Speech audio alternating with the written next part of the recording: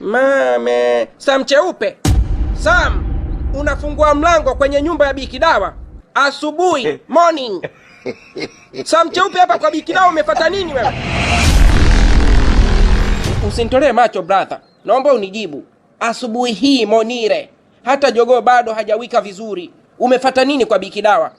Kwani kuna shida gani Bikachala? Ina maana wewe unaniwekea mipaka, mimi sitaki kufika hapa. Mimi hapa nafika muda wote ule ninaotaka. Usiniwekee mipaka bana. Kijana mweupe, handsome boy, unajua mtu kama kaamua kuwekeza pesa zake kwako, you have to respect that situation. Lazima uheshimu bwana. Haiwezekani. Mara ya pili hii nimepiga simu siku moja unapokea, unaniambia sijui Bikidawa kaenda kuoga usiku wa manane. Imagine leo tena nakuja hapa asubuhi mapema alfajiri na kukuta unatoka humu kwa Bikidawa. Hivi unajua unanitengenezea picha gani mimi akilini?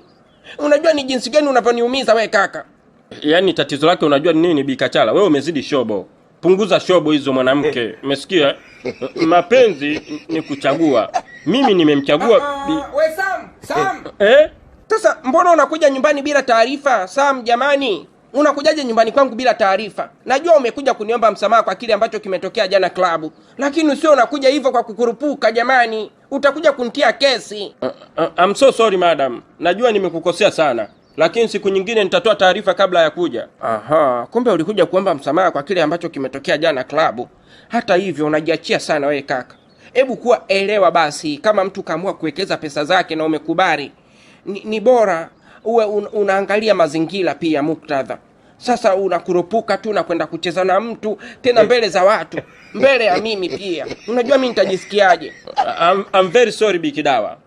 Hakika jana nilikuwa nimelewa sana. Nilikuwa sijitambui kabisa. Kwa hiyo kama nimekudhalilisha au nimekufanyia tukio baya mbele za watu, naomba unisamehe. Usijali Sam, mimi nimekusamehe kwa moyo mmoja kabisa. Na pia nichukue nafasi hii kama official umuombe msamaha Bikachala kama